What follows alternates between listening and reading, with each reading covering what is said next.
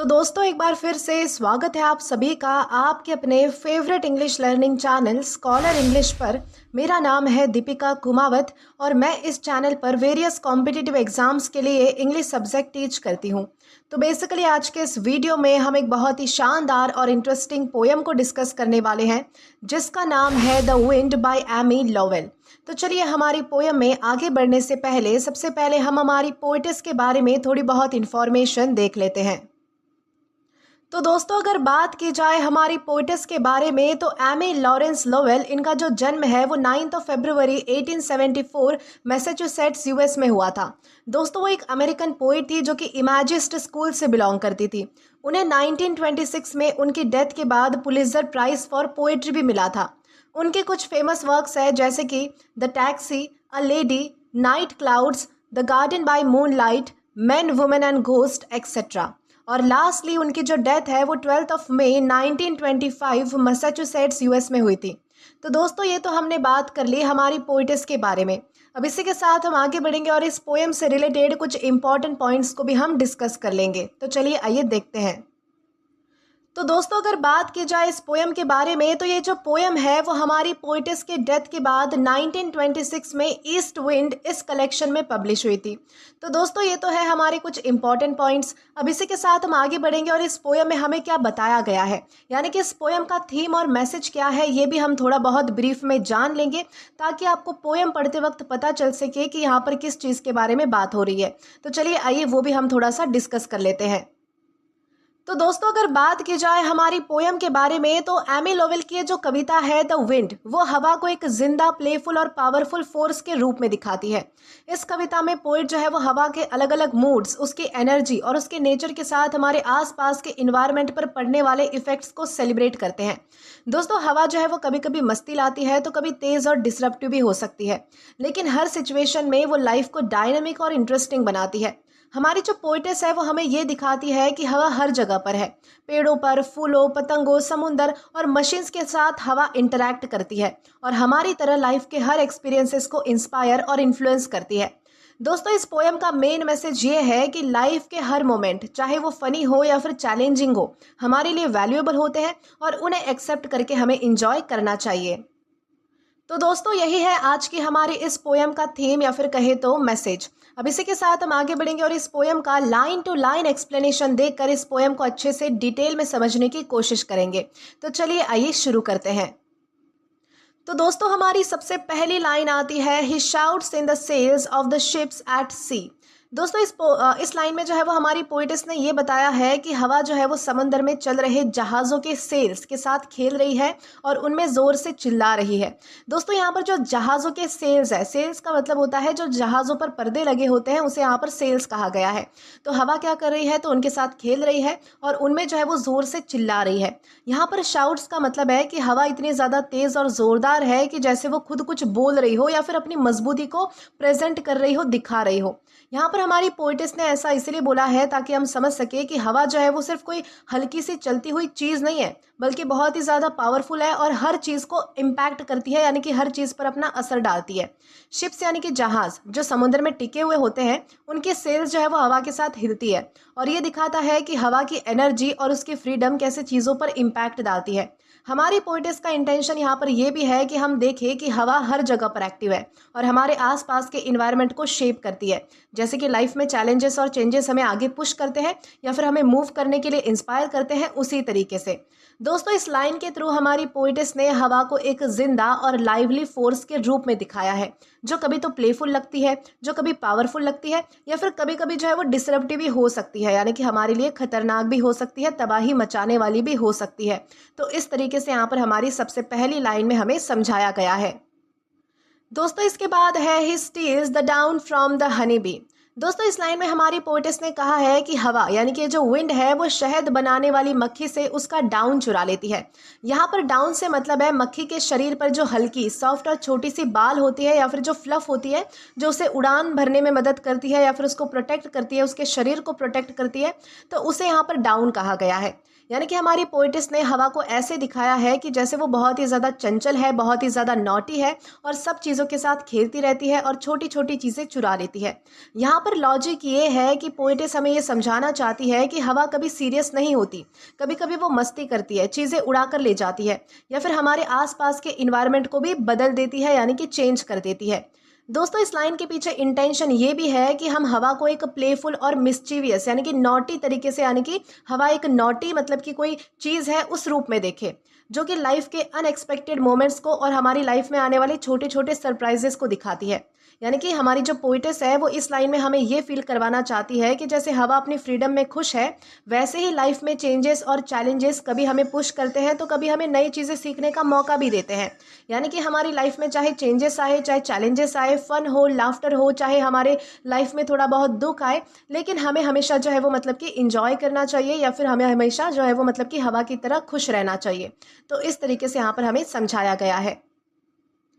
दोस्तों, इसके बाद है he makes the forest trees Russell and सिंग। दोस्तों, इस लाइन में हमारी जो पोइटेस है वो कह रही है कि हवा जो है वो जंगल के पेड़ों के साथ खेल रही है, उनके पत्तों को हिला रही है और ऐसी आवाज़ निकलवा रही है जैसे कि पेड़ जो है वो रसल कर रहे हैं या फिर जो है वो कोई गाना गा रहे हैं, यानी कि सिंग कर रहे हैं। यानी कि पेड़ के पत्ते जो है वो हवा से हिलते हैं और एक नेचुरल म्यूजिक या फिर साउंड जो है वो क्रिएट करते हैं। यानी कि हमारी पोइटेस ने ऐसा इसलिए कहा है ताकि हम समझ सके कि हवा सिर्फ एक इनविजिबल फोर्स नहीं है, बल्कि उसका जो इफेक्ट है वो इतना ज़्यादा पावरफुल और लाइवली है कि पूरे जंगल को जिंदा बना देता है। लॉजिक ये है कि पोइट हमें ये दिखाना चाहती है कि हवा लाइफ में एनर्जी, मूवमेंट और खुशी ला सकती है। जैसे कि पेड़ और प्रकृति को अपनी प्रेजेंस में वो डांस करवा देती है, उसी तरीके से यानी कि एक तरीके से उसने क्या किया है तो नेचर को जिंदा बना दिया है। इस लाइन में हमारी पोइटेस का इंटेंशन ये भी है कि हम हवा को यानी कि एक प्लेफुल और पॉजिटिव रूप में देखें, यानी कि हम जो है वो हवा के प्लेफुल और पॉजिटिव साइड को भी समझें कि कभी तो वो मस्ती करती है, कभी नेचर के साथ एक हार्मनी क्रिएट करती है और हमें दिखाती है कि लाइफ के हर छोटे मोमेंट्स में भी ब्यूटी और म्यूजिक है अगर हम ध्यान से देखें तो। यानी कि हवा की वजह से सारे नेचर में एक तरीके से म्यूजिक बन जाता है, यानी कि अगर हम देखना चाहे तो हमें हर चीज़ में म्यूजिक दिख सकता है, हर चीज़ में ब्यूटी दिख सकती है। दोस्तों, ये जो लाइन है वो हमें ये भी फील कराती है कि हवा जो है वो सिर्फ फोर्स नहीं है, यानी कि कोई ताकत नहीं है, बल्कि एक जॉयफुल और क्रिएटिव प्रेजेंस है जो सबको जो है वो मतलब कि अपने साथ जोड़े रखती है, करती है, एनवायरनमेंट में लाइफ का सेलिब्रेशन ला देती है। तो इस तरीके से यहाँ पर हमें समझाया गया है। दोस्तों, इसके बाद है he twirls my kite till it breaks its strings. दोस्तों, यहाँ पर इस लाइन में हमारी पोइटेस कह रही है कि हवा जो है वो मेरे पतंग के साथ खेल रही है, उसको ज़ोर से घुमा रही है, यानी कि ट्वेल कर रही है और ये तब तक कर रही है जब तक कि पतंग के जो तार है वो टूट नहीं जाते, यानी कि उसके स्ट्रिंग्स जो है वो टूट नहीं जाते। यानी कि हवा क्या कर रही है तो मेरी पतंग के साथ खेल रही है, उसे घुमा रही है और उसे तब तक घुमाई जा रही है कि जब तक मेरी पतंग के तार जो है वो टूट ना जाए। यहाँ पर पोइटेस ने जो है वो हवा को एक प्लेफुल, थोड़ी मिस्चीवियस और मतलब कि थोड़ी नॉटी तरीके से दिखाया है, जैसे कि वो हमेशा मस्ती करती है और कभी कभी हमारे प्लान्स को भी थोड़ा चैलेंज कर देती है, हमारे प्लान्स को भी थोड़ा बिगाड़ देती है।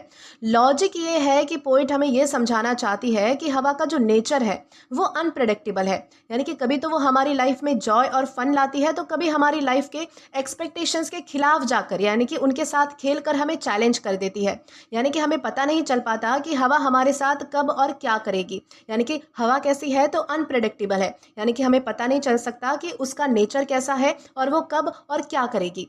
पतंग और उसका जो तार है यहाँ पर वो सिंबलाइज करते हैं हमारी छोटी छोटी चीज़ें या फिर हमारे एफर्ट्स को, यानी कि जो हम एफर्ट्स लगाते हैं, जो भी हम करते हैं, उसको यहाँ पर पतंग और तार के जरिए सिंबलाइज किया गया है।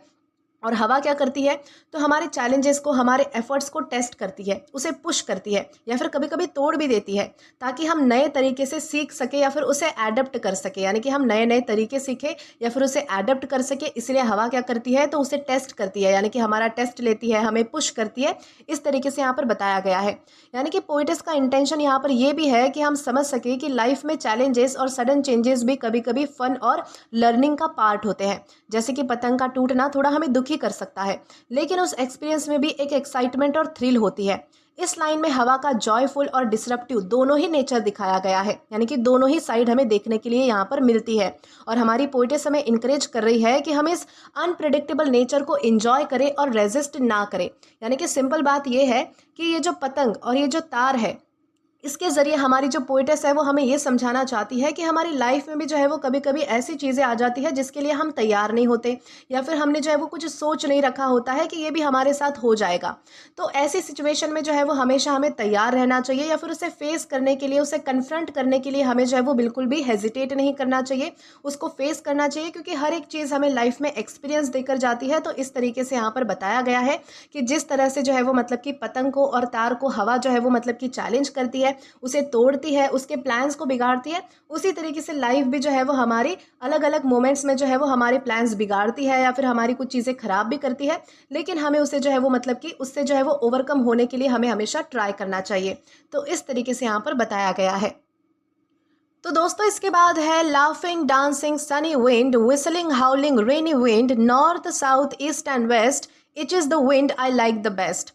दोस्तों इस छोटे से स्टांजा में हमारी पोइटेस ने हवा के अलग अलग रंग और अलग अलग मूड्स को डिस्क्राइब किया है। पहली लाइन में बताया गया है laughing dancing and Sunny wind. दोस्तों इसका मतलब है कि जब हवा थोड़ी सी सॉफ्ट और वार्म होती है, ये ज़्यादातर कहाँ पर होता है, तो धूप के दिनों में होता है। जब धूप मतलब की होती है थोड़ी बहुत, तो तब जो है वो हवा कैसी होती है, तो थोड़ी सॉफ्ट होती है, थोड़ी वार्म होती है, और वो हमारे साथ मस्ती करती है, हमें खुश करती है, एक जॉयफुल प्लेफुल फीलिंग देती है। तो हमारी पोइटेस ने लाफिंग और डांसिंग शब्द यूज़ किया है ताकि हम फील कर सके कि हवा जो है वो एक जिंदा, एनर्जेटिक और फ्रेंडली प्रेजेंस है। दूसरी लाइन में बताया गया है विसलिंग हाउलिंग रेनी विंड। दोस्तों ये दिखाता है कि हवा कभी जो है वो ज़ोर से चलती है, कभी कभी तेज़ होती है, लाउड होती है, जैसे कि बारिश के दिन में, या फिर जो तूफान के दिन होते हैं, स्टॉर्म के दिन होते हैं, उनके दिनों में। विसलिंग और हाउलिंग से हमारी पोइटिस का इंटेंशन है कि हम समझे कि हवा हर सिचुएशन में अपना इफेक्ट दिखाती है। यानी कि कभी कभी तो हवा जो है वो बहुत ही ज़्यादा हैप्पी और माइल्ड होती है, और कभी कभी वो थोड़ी इंटेंस होती है, या फिर थोड़ी स्कैरी यानी कि डरावनी भी हो सकती है। लेकिन दोनों ही लाइफ के नेचुरल एक्सपीरियंसेस है। यानी कि यहाँ पर समझने वाली बात यह है कि हमारी पोइटिस जो है वो इनडायरेक्टली कहना चाह रही है कि हवा जो है वो विसलिंग हाउलिंग रेनी विंड की तरह है। यानी कि हमारी लाइफ भी इसी तरीके की है। यानी कि हमारी लाइफ में भी जो है वो हमेशा कभी कभी अच्छे दिन आते हैं, कभी बुरे दिन आते हैं, लेकिन हमें हर चीज़ के लिए तैयार रहना चाहिए, क्योंकि ये दोनों चीज़ भी हमारी लाइफ की ही अलग अलग पार्ट्स है, अलग अलग साइड्स है। तो इस तरीके से यहाँ पर हमारी दूसरी लाइन में हमें समझाया गया है। दोस्तों तीसरी लाइन में हमारी पोइटेस कहती है north south east and west. इससे हमारी पोइटेस कह रही है कि हवा हर जगह पर है, चाहे वो किसी भी डायरेक्शन से आए। मतलब कि लाइफ में चैलेंजेस और एक्सपीरियंसेस कहीं से भी किसी भी फॉर्म में आ सकते हैं, इसका ये मतलब है। ये लाइन हमें ये समझाती है कि हवा की प्रेजेंस यूनिवर्सल है और इसका इम्पैक्ट हर जगह हमें फील हो सकता है। और हमारी चौथी यानी कि लास्ट लाइन है it is the wind I like the best. इसमें हमारी पोइटेस कह रही है कि चाहे हवा का मूड हैप्पी हो या फिर स्ट्रांग हो, चाहे वो कहीं से भी आए, कैसे भी हो, लेकिन मुझे हर तरीके की हवा पसंद है। यहाँ पर हमारे पोइटेस का इंटेंशन ये है कि हम लाइफ के हर एक्सपीरियंसेस को एक्सेप्ट करें, छोटे बड़े, मस्ती वाले, चैलेंजिंग, फन, हर चीज़ को, और हर एक मोमेंट में खुशी या फिर ब्यूटी ढूंढने की कोशिश करें। ये जो लाइन है वो बेसिकली लाइफ को एम्ब्रेस करना सिखाती है, और फ्लेक्सिबिलिटी, रेजिलियंस और पॉजिटिविटी का मैसेज देती है। यानी कि ये जो लाइन है वो हमें क्या सिखाती है कि हवा चाहे कैसी भी हो, यानी कि हमारी लाइफ में सिचुएशंस चाहे कैसी भी हो, कहीं से भी आए, किसी तरीके से भी आए, कैसे भी कंडीशन में आए, लेकिन हमें हमेशा जो है वो उसे एक्सेप्ट करना चाहिए और उसके लिए रेडी रहना चाहिए। तो इस तरीके से यहाँ पर हमारी इन 4 लाइंस में यानी कि स्टैंजा में हमें बताया गया है। दोस्तों इसके बाद है he calls up the fog and hides the hills.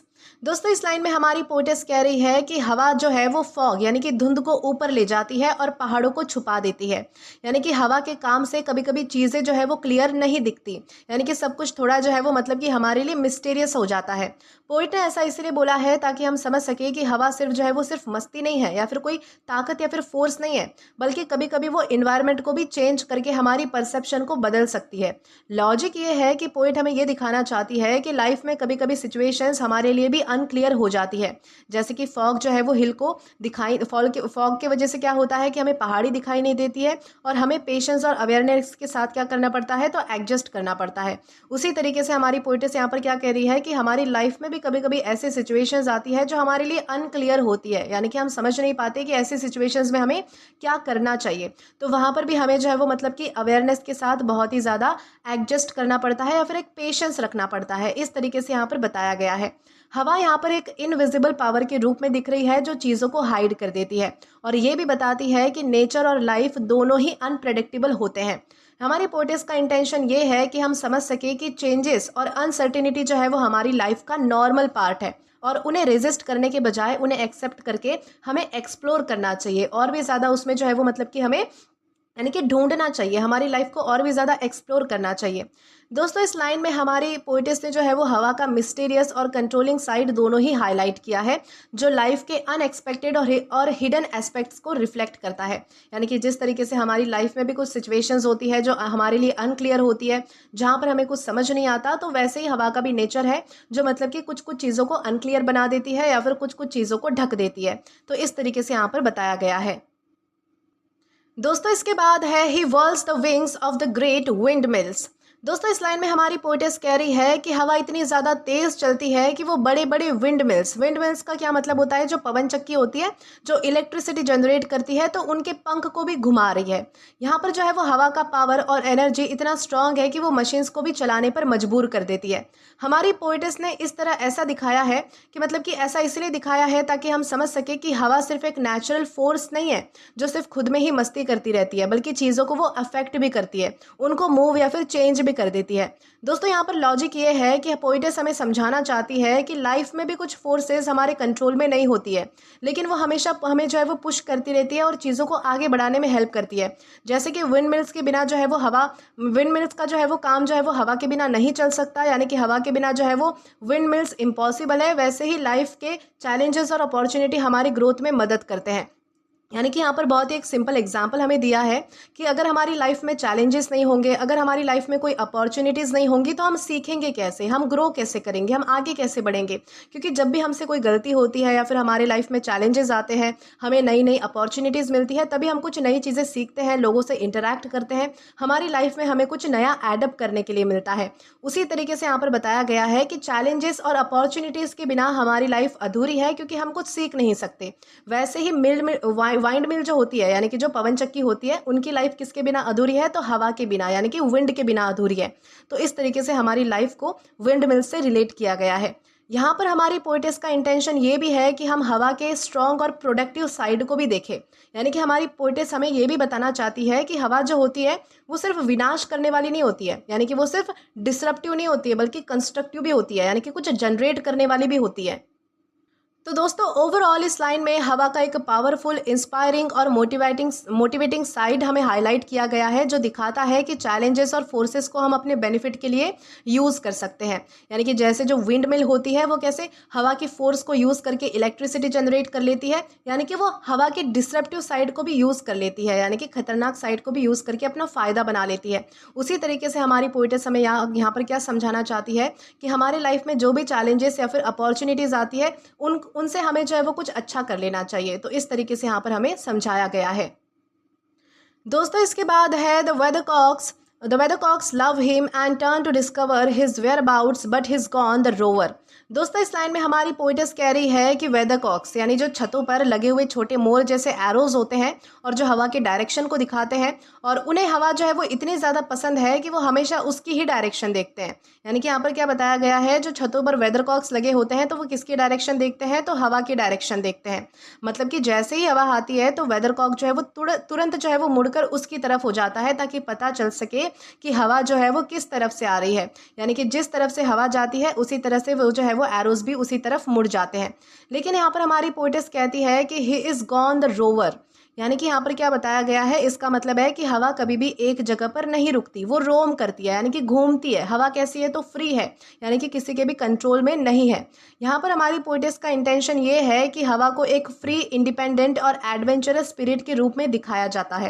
यानी कि लॉजिक ये है कि पोइटेस हमें ये समझाना चाहती है कि लाइफ में भी कुछ चीज़ें ऐसी होती है जो हम प्रिडिक्ट नहीं कर सकते, यानी कि वो हमारे लिए प्रेडिक्टेबल नहीं होती, जो हमारे कंट्रोल में नहीं होती, लेकिन उसका होना यानी कि उसका प्रेजेंस हमारी दुनिया को इन्फ्लुएंस करता रहता है। यानी कि उसका होना यानी कि उसका प्रेजेंस जो है वो हमारी दुनिया पे, हमारी लाइफ पे जो है वो इफेक्ट डालता रहता है।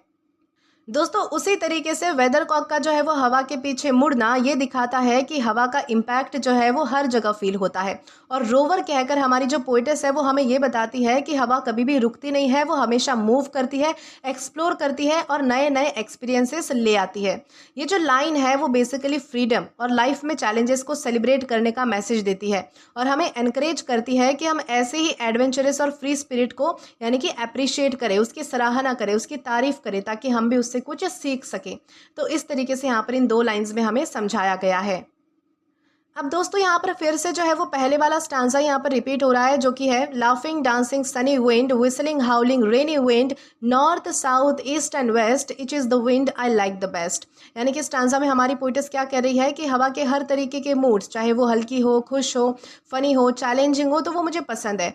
लाफिंग डांसिंग एंड सनी यानी कि तेज़ चलने वाली हवा, ज़ोर से चलने वाली हवा, यानी कि मध्यम चलने वाली हवा, हर तरीके की हवा पसंद है। विसलिंग हाउलिंग रेनी इस तरीके से बताया गया है। या फिर हर डायरेक्शन से आने वाली हवा, यानी कि नॉर्थ से आने वाली, साउथ से आने वाली, ईस्ट या फिर वेस्ट से आने वाली, सभी डायरेक्शन से आने वाली हवा भी हमारी पोइटेस को पसंद है। यानी कि हमारी पोइटेस का मतलब ये है कि लाइफ में चाहे सिचुएशन फ़नी हो, हैप्पी हो, चैलेंजिंग हो, कैसी भी हो, या फिर अनप्रेडिक्टेबल हो, हर एक एक्सपीरियंस मेरे लिए वैल्यूएबल है और हमें उसे इंजॉय करना चाहिए। तो दोस्तों यही है हमारी इन चारों लाइंस का मतलब। अगर आपको और भी ज़्यादा डीप मतलब कि इसका मीनिंग चाहिए तो आप जो है वो मतलब कि रिवाइंड करके वीडियो से फिर से वो 4 लाइन जो है वो मतलब कि डिटेल में समझ सकते हैं। ये मैंने आपको शॉर्ट में बता दिया है, क्योंकि ये लाइंस जो है वो मतलब कि पूरे पोयम में हमारे 3 बार रिपीट होती है। तो इसी के साथ हम आगे बढ़ेंगे हमारे अगले लाइंस की ओर। दोस्तों इसके बाद है the pine trees toss him their cones with glee. दोस्तों इस लाइन में हमारी पोइटेस कह रही है कि पाइन के जो पेड़ होते हैं, पाइन के पेड़ कैसे होते हैं, जो लंबे होते हैं थोड़े, और उनके जो पत्ते हैं वो नीडल जैसे होते हैं। तो वो क्या कर रहे हैं, तो हवा के साथ खेल रहे हैं और अपने कोन्स, दोस्तों कोन्स का मतलब है कि जो पेड़ के जो बीज होते हैं, जो कि थोड़े हार्ड होते हैं और लंबे शेप के होते हैं, तो उन्हें यहाँ पर कोन्स कहा गया है। तो यहाँ पर वो पेड़ क्या कर रहे हैं कि हवा को खुशी से अपने कोन्स दे रहे हैं। यानी कि पेड़ जो है वो हवा के आने से खुश है और उनके साथ इंटरैक्ट कर रहे हैं, जैसे कि वो दोनों जो है वो मिलकर एक गेम खेल रहे हो। यहाँ पर हमारी पोइटेस ने विथ ग्ली इस शब्द का यूज़ किया है ताकि हम फील कर सके कि नेचर भी हवा के प्रेजेंस में हैप्पी और लाइवली हो जाता है, यानी कि बहुत ही ज़्यादा खुश हो जाता है। दोस्तों यहाँ पर लॉजिक ये है कि पोइटेस हमें ये दिखाना चाहती है, ये समझाना चाहती है कि हवा सिर्फ एक इनविजिबल फोर्स नहीं है, बल्कि इतनी एनर्जी और लाइफ ले आती है कि पेड़ भी रिस्पॉन्ड करने लगते हैं और उनमें मूवमेंट और इंटरेक्शन होता है दोनों में। तो किस में, तो पेड़ में और हवा में। हमारी पोइटेस का इंटेंशन ये है कि हम समझे कि लाइफ के हर पॉजिटिव फोर्स या फिर जॉयफुल मोमेंट नेचर और हमारे आसपास के इन्वायरमेंट को रिएक्ट करने के लिए इंस्पायर करते हैं। ये लाइन बेसिकली हवा का प्लेफुल और लाइफ गिविंग साइड जो है वो हाईलाइट करती है, जो दिखाती है कि चाहे चीज़ें छोटी हो या फिर बड़ी हो, हवा के साथ इंटरैक्ट कर सकती है और हर जगह हैप्पीनेस और मूवमेंट ला सकती है। तो इस तरीके से यहाँ पर बताया गया है। दोस्तों इसके बाद है the flowers bend low in courtesy. दोस्तों इस लाइन में हमारी पोइटेस कह रही है कि जो फूल है वो हवा के सामने झुक जाते हैं, जैसे कि पोलाइटली और रिस्पेक्टफुली उसे ग्रीट कर रहे हो, यानी कि हवा को जो है वो मतलब कि नमन कर रहे हो। यानी कि फूल अपनी फ्लेक्सिबिलिटी और ब्यूटी दिखाते हुए हवा को स्पेस और रिस्पेक्ट देते हैं। दोस्तों इस लाइन में जो है वो हमारी पोइटेस ने इन कर्टसी इस शब्द का यूज़ किया है ताकि हम समझ सके कि नेचर में भी एक तरीके की हार्मनी होती है और रिस्पेक्ट होती है, यानी कि पेड़, फूल, हवा सब एक दूसरे के साथ बैलेंस में रहते हैं। तो इस तरीके से यहाँ पर बताया गया है। दोस्तों इस लाइन का लॉजिक ये है कि पोइटेस हमें दिखाना चाहती है कि हवा के पास इतनी ज़्यादा पावर और प्रेजेंस है कि पूरे इन्वायरमेंट में मतलब कि जितनी भी चीज़ें मौजूद है, यानी कि जो पेड़ है, फूल है, पत्ते हैं, पौधे हैं, वो सभी उसको रिस्पॉन्ड करते हैं। लेकिन इस रिस्पॉन्स में रेजिस्टेंस नहीं है, बल्कि इस रिस्पॉन्स में क्या है, तो रिस्पेक्ट है, यानी कि एक तरीके की इज्जत है। यानी कि हमारी पोइटेस का इंटेंशन ये भी है कि हम लाइफ के चैलेंजेस या फिर पावरफुल फोर्सेस के सामने बहुत ही ज़्यादा अग्रेसिवली रिएक्ट ना करें, बल्कि फ्लेक्सिबल और ग्रेसफुल बनकर उन्हें एक्सेप्ट करें, जैसे कि फूल हवा के सामने झुक जाता है उस तरीके से। यानी कि हर चीज़ में हमें अग्रेसिव होने की ज़रूरत नहीं होती है, कभी कभी किसी चीज़ के सामने हमें झुकना भी चाहिए। तो इस तरीके से यहाँ पर हमें सिखाया गया है। इसी के साथ हम आगे बढ़ते हैं हमारी लाइन की ओर। दोस्तों इसके बाद हमारी अगली लाइन है each wave flings up a shower of pearls. दोस्तों इस लाइन में हमारी पोइटेस कह रही है कि जो समंदर की लहर होती है, यानी कि जो समंदर की वेव्स होती है, वो ऊपर की तरफ छोटी छोटी ड्रॉप्स को उड़ा देती है, जो कि दिखने में बिल्कुल मोतियों जैसी लगती है, यानी कि पर्ल्स की जैसी लगती है। यानी कि वेव्स और विंड, यानी कि जो हवा है और जो मतलब कि लहरें हैं, वो मिलकर एक ब्यूटीफुल और स्पार्कलिंग सीन क्रिएट करते हैं, जैसे कि नेचर अपनी खूबसूरती दिखा रहा हो। यहाँ पर हमारी पोइटेस ने जो है वो शावर ऑफ पर्ल्स का यूज़ किया है, यानी कि इस शब्द का यूज़ किया है ताकि हम विजुलाइज कर सके कि हवा और वेव्स मिलकर ऑर्डिनरी चीज़ों को भी एक्स्ट्रा ऑर्डिनरी और मैजिकल बना देते हैं। यहाँ पर लॉजिक ये भी है कि पोएटेस हमें दिखाना चाहती है कि हवा सिर्फ स्ट्रॉन्ग या फिर डिसरप्टिव नहीं होती है, बल्कि वो ब्यूटी और जॉय भी ला सकती है और लाइफ के सिंपल मोमेंट्स को भी स्पार्कल मतलब कि लाइफ के सिंपल मोमेंट्स में भी स्पार्कल क्रिएट कर सकती है, उन्हें और भी ज़्यादा खूबसूरत बना सकती है। हमारी पोएटेस का इंटेंशन ये भी है कि हम नेचर के छोटे छोटे मोमेंट्स में खुशी और अमेजमेंट ढूंढे, जैसे कि लहर के ड्रॉप्स मोती लगते हैं उस तरीके से। तो यहाँ पर हमें इस तरीके से समझाया गया है। दोस्तों इसके बाद है the flag in front of the school unfurls. दोस्तों इस लाइन में हमारी पोएटेस कह रही है कि स्कूल के सामने लगा जो झंडा है वो हवा में खुल रहा है, यानी कि पूरी तरह से फैल रहा है। यानी कि जब झंडा अनफॉल होता है, यानी कि जब झंडा जो है वो खुलता है तो उसकी मूवमेंट और फ्लटरिंग हमें दिखाई देती है, यानी कि हमें समझ आता है कि इस पर जो है वो हवा काम कर रही है और चीज़ों को जिंदा बना रही है।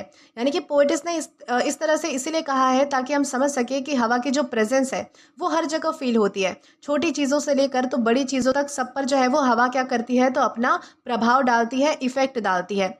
यहाँ पर लॉजिक ये है कि पोएटेस हमें दिखाना चाहती है कि हवा लाइफ में एनर्जी और मूवमेंट का सिंबल है। जैसे कि झंडा अनफॉल होकर प्राउडली दिख रहा है, वैसे ही चैलेंजेस और चेंजेस भी हमें इफेक्टिवली आगे पुश करते रहते हैं और लाइफ में एक्साइटमेंट लाते हैं। हमारी पोएटेस का इंटेंशन ये भी है कि हम देखें कि हवा के साथ इंटरैक्ट करने का जो एक्सपीरियंस है वो कभी कभी पॉजिटिव भी हो सकता है, यानी कि छोटी चीज़ों में भी हमें ब्यूटी और जॉय मिल सकता है। जैसे कि झंडा जिस तरीके से फ्लटर होता है तो वो देखकर हमें जैसे खुशी होती है, तो वो मतलब कि उस चीज़ को हमारी लाइफ से भी जोड़ा गया है कि लाइफ में जो छोटी छोटी चीज़ें हैं वो भी हमें खुशियाँ दे सकती है। दोस्तों इस लाइन में बेसिकली हवा का प्राउड, एनर्जेटिक और लाइवली साइड हाईलाइट हो रहा है, जो हमारी लाइफ में मोशन, फ्रीडम और सेलिब्रेशन का मतलब कि फील देता है। तो इस तरीके से यहाँ पर इस एक लाइन में हमें समझाया गया है। अब दोस्तों लास्ट में जो है वो फिर से हमारा यही वाला स्टांजा, यानी कि जो पहले 2 बार रिपीट हो चुका है वही वाला स्टांजा यहाँ पर फिर से रिपीट हो रहा है। Laughing dancing sunny wind, whistling howling rainy wind, north south east and west, each is the wind I like the best. यानी कि यहाँ पर क्या बताया गया है, इस स्टांजा में हमारी पोएटेस कह रही है कि हवा के हर तरीके के मूड्स, हल्की और खुश रहने वाली हवा, यानी कि फ़नी, जो चैलेंजिंग होती है, थोड़ी जो है वो मस्ती भरी होती है, यानी कि लाफिंग डांसिंग सनी, तो उस तरीके की हवा भी हमारी पोएटेस को पसंद है। तेज़ और ज़ोर से चलने वाली जो हवा होती है, यानी कि जो तूफान लाती है, थोड़ी डिस्ट्रप्टिव होती है, थोड़ी स्कैरी होती है हमारे लिए, थोड़ी डरावनी होती है, यानी कि विस्लिंग हाउलिंग रेनी जो विंड होती है, उस तरीके की जो विंड है, यानी कि उस तरीके की हवा भी हमारी पोएटेस को बहुत ज़्यादा पसंद है। और हर डायरेक्शन से आने वाली हवा, चाहे वो नॉर्थ हो, साउथ हो, ईस्ट हो, वेस्ट हो, यानी कि किसी भी डायरेक्शन से आने वाली हवा भी हमारी पोएटेस से, यानी कि सब उनको पसंद है। यानी कि हमारी पोएटेस का मतलब ये है कि लाइफ में चाहे सिचुएशंस फनी हो या फिर हैप्पी हो, चैलेंजिंग हो या फिर अनप्रेडिक्टेबल हो, हर एक एक्सपीरियंसेस हमारे लिए वैल्यूएबल है और हमें उन्हें जो है वो एक्सेप्ट करके इंजॉय करना चाहिए। तो इस तरीके से हमारी इन आखिरी कुछ लाइंस में हमें समझाया गया है। तो दोस्तों इसी तरह हमारे इस पोएम का लाइन टू लाइन एक्सप्लेनेशन तो यहीं पर ख़त्म होता है, लेकिन इस पोएम के ओवरऑल मैसेज की बात करें तो इस पोएम के ओवरऑल मैसेज में हमें ये बताया गया है कि हवा जो है वो मतलब कि हवा की तरह ही ज़िंदगी भी हर वक्त मतलब कि एक जैसी नहीं होती है। यानी कि कभी ज़िंदगी हमें खुशी, मस्ती और एक्साइटमेंट देती है, तो कभी मुश्किल, स्ट्रॉन्ग और अनप्रेडिक्टेबल सिचुएशंस भी हमारी लाइफ में लाती है। पोइट हमें ये सिखाना चाहती है कि जैसे हवा के हर रूप को नेचर एक्सेप्ट करता है, वैसे ही हमें भी ज़िंदगी के हर एक्सपीरियंस को ओपन हार्ट से एक्सेप्ट करना चाहिए। हर बदलाव, हर चैलेंज और हर अच्छा बुरा पल हमें कुछ ना कुछ सिखा कर जाता है और हमें स्ट्रांग बनाता है। इसलिए ज़िंदगी में जो है वो भागने के बजाय उसे मतलब कि हर चीज़ को एडप्ट करना सीखो, फ्लेक्सिबल रहना सीखो, हर सिचुएशंस में ब्यूटी ढूंढना सीखो। यही हमारे कविता का मेन और सबसे इम्पॉर्टेंट मैसेज है। तो इस तरीके से हमारी इस पोएम में हमें समझाया गया था। तो दोस्तों आई होप आपको ये जो पोएम है वो अच्छे से समझ आई हो और पसंद भी आई हो। दोस्तों अगर आपने अभी तक हमारा टेलीग्राम चैनल ज्वाइन नहीं किया है तो टेलीग्राम पर English with Deepika Kumawat search करके या फिर डिस्क्रिप्शन में दिए गए लिंक के थ्रू, साथ ही साथ अभी जो आपको आपके स्क्रीन पर QR कोड दिख रहा है वहाँ से भी आप जो है वो डायरेक्टली स्कैन करके हमारा टेलीग्राम चैनल ज्वाइन कर सकते हैं, ताकि आप कभी भी किसी भी नए आने वाले वीडियोज़ को लेकर कोई भी अपडेट्स को मिस ना करें। और दोस्तों अगर आपको आज का ये वीडियो पसंद आया है या फिर हेल्पफुल लगा है तो do like this video, subscribe the channel and share as much as you can. और अगर आपने इससे पहले वाले वीडियोस नहीं देखे हैं तो यहाँ पर मैंने एक प्लेलिस्ट प्रोवाइड कर दी है, जहाँ पर आप क्लिक करके वो सभी पहले वाले पोएम से रिलेटेड सारे वीडियोस को भी एक्सप्लोर कर सकते हैं। Till then keep learning. Thank you.